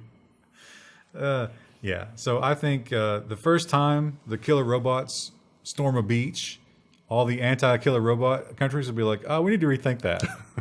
Maybe we should get some of those. Facebook, we talked about Facebook. They're watching our memes. They're using the character recognition on the pictures. And they're coming for our software engineering jobs. Yeah, they're testing the videos. And now their AI can even fix its own bugs. I wonder what kind of bugs these have to be. It seemed to be describing like user interface bugs. And at the high end, one of them will try like mutations where it'll modify the code a little bit to try to see if it can find something that fixes the bugs. But I really wonder what kind of bugs they're creating that they're able to do this, because it doesn't say, and I really want to know what kind of bugs they are. Can you imagine that? So it's your job. There's some compounded bug that has resulted from 3 or 4 mutation fixes. And it's your job to go in and pull that spaghetti apart and find out what actually happened. How frustrating is that going to be? It's going to be like working with regular Facebook code. It's like, oh, the Facebook API is not working today. That's like, you ever see those pictures where they'll pull paint off a wall and it looks like it's like a rainbow of layers where they just paint it over and over and over. Wow, I can't believe that color was popular in the 1960s. That's what the developer's going to think when they encounter those bugs. Those poor bastards at Facebook are going to run into that. I feel for them. I mean, they deserve it. They work at Facebook, but it's going to be a bad day. I think our next story from Popular Mechanics is one of the ones that I'm most excited about in several weeks of the Level 1 news.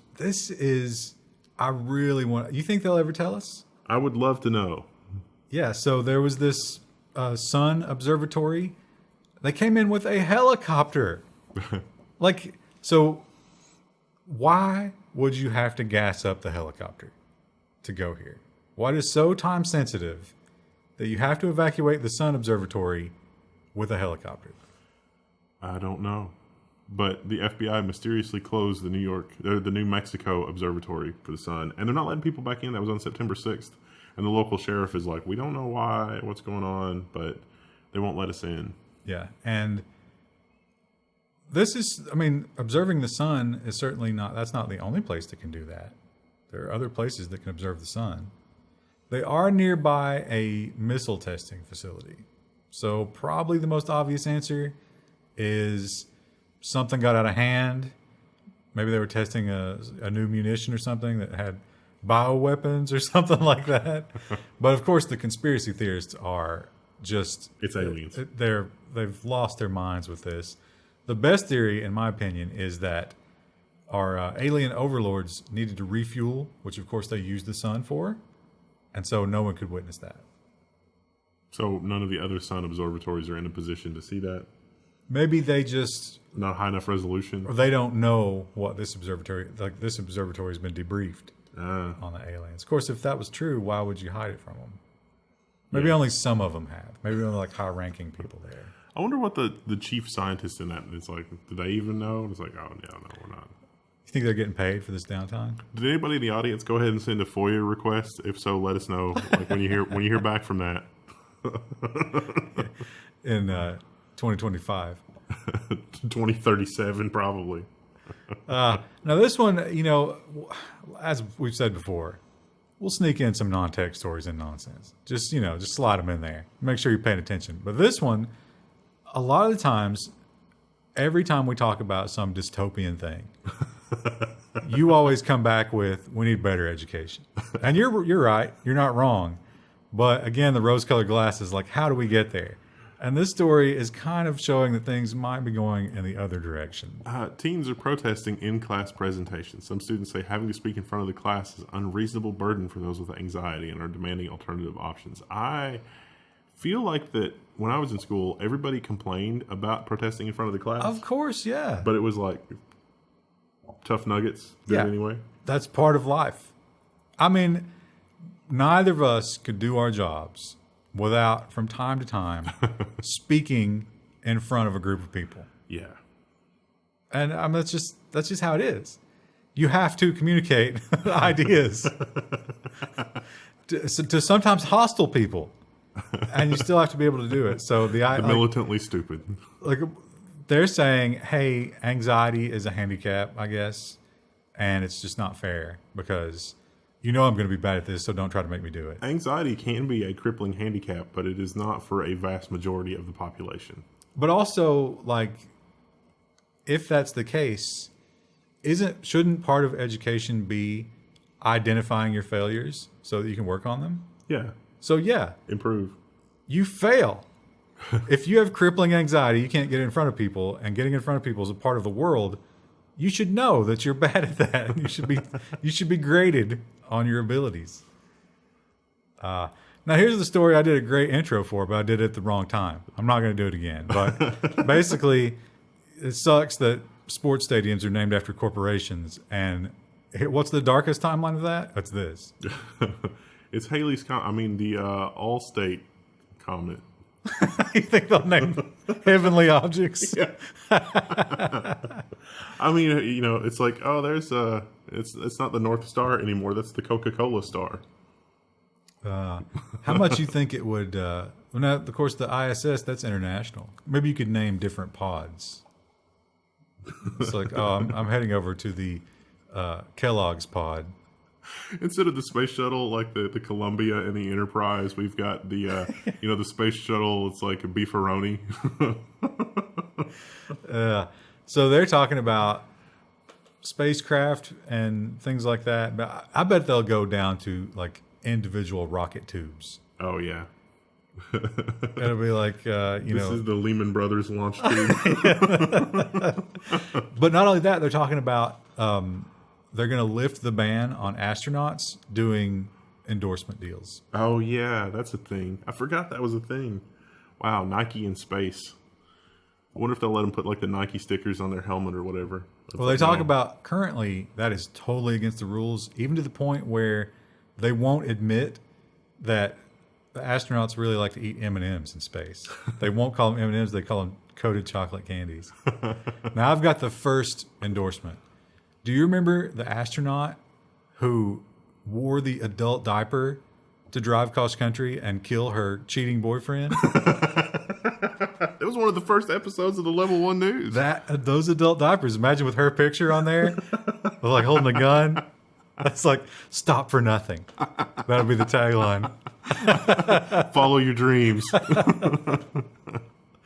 Oh man, have you seen those fake Colin Kaepernick? Yeah. But like instead of him, it's some horrible murderer. Yeah. It's just doing. Those are so good. Here's one that you alluded to earlier, and this one I thought it was funny enough to put in nonsense because how would you like a tiny phone for your teeth? You got to scroll down and show them the picture of that because the whole time I was reading this was like, no, it's not. You got to keep going. It's like that doesn't do you any good. Yeah, there you go. There you go. So it's like, yeah, it's inside your mouth, and that's actually just the microphone and speaker part of it.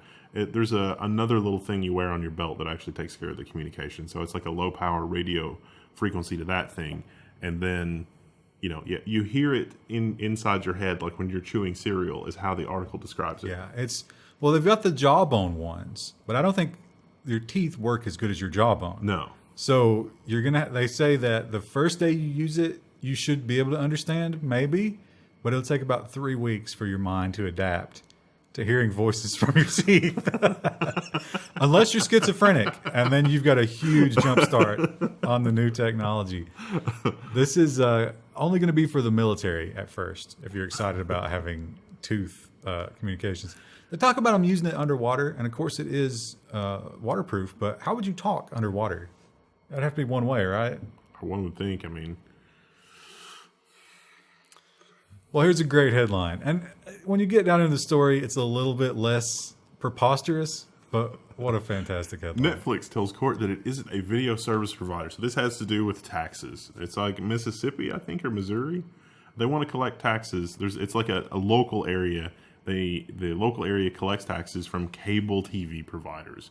And so a lot of people are ditching cable TV and going with Netflix. It's hurting these local municipalities' revenue because they're not getting as much taxes. So they told Netflix, we want 5% of your gross revenue. Jesus Christ, that is a lot. And that is your tax for whatever. And for video service providing. But the law specifically excludes people that provide video services on the internet, but Netflix says they're not a video service provider in the context of this law. They are a streaming provider, which is actually mentioned in the law and is specifically excluded. Yeah, I think Netflix is right. Yeah. I mean, I don't think they're right in saying they're not a video provider. That's a bit of a hyperbolic headline. But they are right that this probably shouldn't apply to them. Yeah. And I think the problem is this state was so used to getting that sweet paycheck every year, and all of a sudden they're like, wait, what happened? What's going on with the budget? Oh, no one has cable anymore. Oops. So a lot of times, you wonder, like, is it really that much of a conspiracy between the state and the telecoms Yeah, sometimes it is because they have these sweetheart deals. And I bet some, they made these deals to, it's like, oh, hey, you give us subsidy money, we'll kick back 5%. 5% of the gross revenue is set up for like an infrastructure company because like for tax purposes, your gross revenue would not include like your costs of keeping up your infrastructure and stuff like that would be taken out of that. But for a lot of modern internet companies, there are a lot of costs that don't come out of the gross profit line. So like 5% of your gross profit would probably be crippling for Netflix. But also, if they rule that Netflix is whatever this is and they get charged that 5%, what about Amazon? Because how do you decide but if it's just the Prime Video portion of Amazon, except that comes as a free option with your Prime subscription, how do you decide how much of a Prime subscription is the Prime Video? I like how the article also mentioned this was attempted in Kentucky and failed because it was dumb. Can't confirm. A lot of real dumb stuff in Kentucky tax law. But it was like 5-2. Yeah. So we had 2 judges who wanted that money, I guess. Well, how about women in games? Man, we need more women in games, right? Well, they decided to do an award show just for themselves, and something interesting happened. A man has won the Best Presenter Award. But the article also mentioned there were only 2 women presenters. So... I don't know what the whole story. I would have to watch the whole thing, and I just didn't have the will to live to do that. There's no way that I'm ever going to watch that. But there was a lot of whining in the story. Yeah, and I don't think the best way to get women into gaming is to build a little walled garden for the women to game in. How about we just pick up a controller and get into it? And yeah, people are going to insult you. But they insult us too. Do you know how many times that your sexuality and your mother's promiscuity will be questioned in a given online gaming session? Rather a lot. That's just something that just goes along with it. You'll be called racial slurs that don't even apply to you. Pardon me, sir. Do you have any extra 5.56 ammo? Oh my. Oh. Sorry. So yeah, that's interesting. But I think it's nice when women get into gaming, and we're seeing more of that. I don't think there's much of a. I think women interpret just the natural vitriol of gaming to be as being chauvinistic. Well, I mean, I'm sure what they're saying is very chauvinistic, but you try to find the weak point, right? Like you take whatever someone might be insecure about, and you go after that. It's funny when we play online with Krista and the other people think she's a 12-year-old boy. Well, I mean, she's teabagging and trolling and throwing smoke grenades when it's not necessary. There's a good reason that you might think that she's a 12-year-old boy, besides the high-pitched voice. We've talked about AI quite a bit, and AI, they're doing all this learning. And one thing that AI is not good at is contextual conversation. Such as sarcasm. But they're working on it. They're working. They're trying. That was not sarcasm. But the Register article is filled with lots of sarcasm, talking about AI, trying to understand sarcasm, and also to reproduce it, and how difficult that is. And they've decided Reddit is the best place for that. Wasn't that also the best place where like the AI learned to be just the most hateful, evil thing ever? Yeah. They had that one AI. Oops. So the idea is the Reddit comment threads. Well, that's great. Yeah, this AI goes into the Reddit comment thread, and it needs to be able to read a comment and then read up and down and try and figure out context and identify, is this sarcasm? I wonder what the numerical score is for both sarcasm and also toxicity. Because remember we had that other article about the AI. Google's, give you the numerical score for toxicity.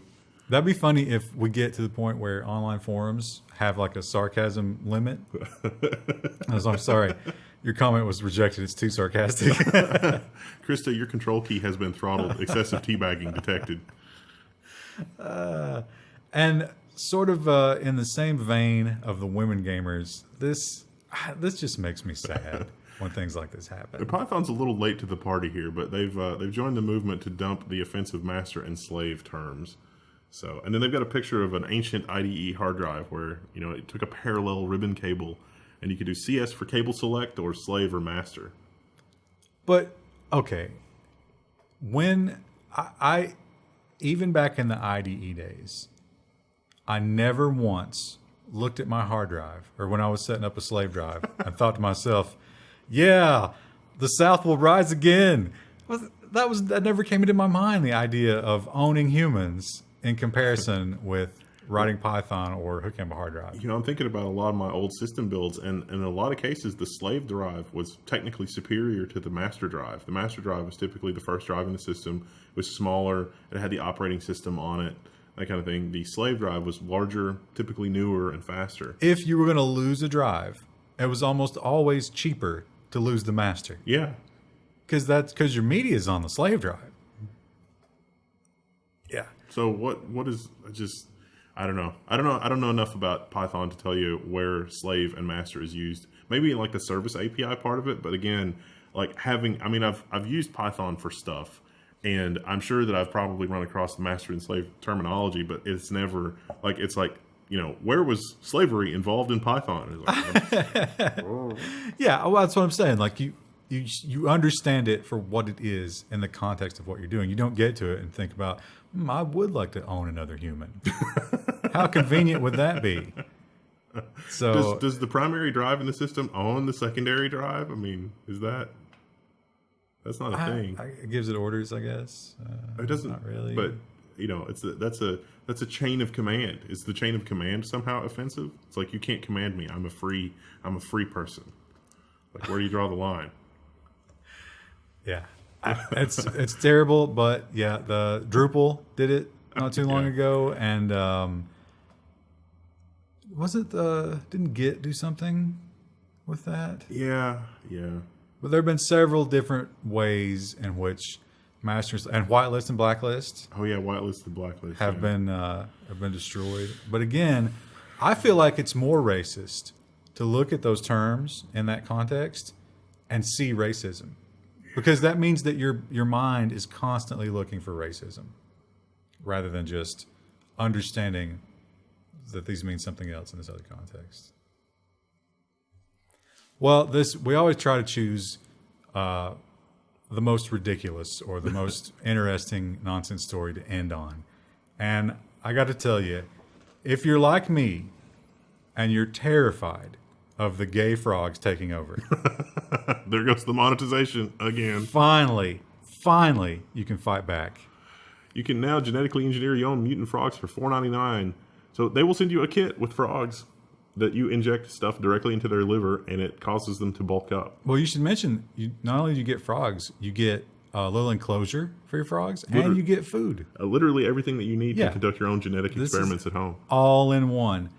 And this is from a guy who has injected himself with CRISPR-modified genes on Twitch. Seems like a great way to raise funds, honestly. Yeah. So for $500, and so you're saying, what can I do with these frogs? Well, the stuff he sends you is already modified to make your frogs look super ripped and buff. He was able to increase the size of his frogs, like the massive gains, 23%. And the control group only grew by 2%. So $500 seems like a good. Maybe we should, level 1 Patreon stretch goal, like the frog experiment. Well, I've always wanted an island of Dr. Moreau. I don't want to abuse the little frogs. That's the only thing. You got to inject their livers, and I'm sure they don't enjoy that. The article goes out of its way to point out that the animal cruelty laws don't apply to amphibians. Yeah, anything cold-blooded. I didn't know that was true. That's interesting. So totally legal as far as anybody. I mean, I'm sure somebody in Congress is furiously writing something up for this, don't you think? Well, more importantly, it's like, somebody playing with CRISPR at home is accidentally going to unleash something really bad. Well, that guy's injecting himself. Well, it's, presumably that doesn't, it's not transmittable, but what if we were using CRISPR on like mosquitoes or something? How hilarious that it's legal for you to genetically modify something and inject it into yourself. But totally, I will destroy you and your family if you grow a plant and inject that into yourself. Or just inhale it. You don't inject it even. Well, some Oh, yeah, I guess you could inject it. Yeah. Well, no, not weed, but I'm saying opium. Oh, poppies. opium, yeah. Forgot about opium. That's a big one. That's a big one. Can't forget about that one. Like, you can't forget about the Level 1 store. Yeah, you can own your favorite Level 1 merchandise from store.level1. I don't know. We'll see you next week. We've got a couple of shirts pending. We do have a couple But of shirts our pending. shirt person is she's slow to produce. She's glamping. She's off glamping instead of doing something productive. We've had a run on our mouse mats. Our mouse mats have basically sold out, so we're looking to do some new designs for that as well. The hard drive, the black hard drive desk mats, and the patent mats have sold really well. Everybody wanted us to do that sex toy patent. Remember that thing? Yeah. If vaginal. I think Linus beat us to the hilarious sex-related shirt. He's got a shirt that's RTX on, and there's an arrow that points down, and he's going to sell a lot of those. Don't advertise somebody else's. What's wrong with you? We'll see you next week.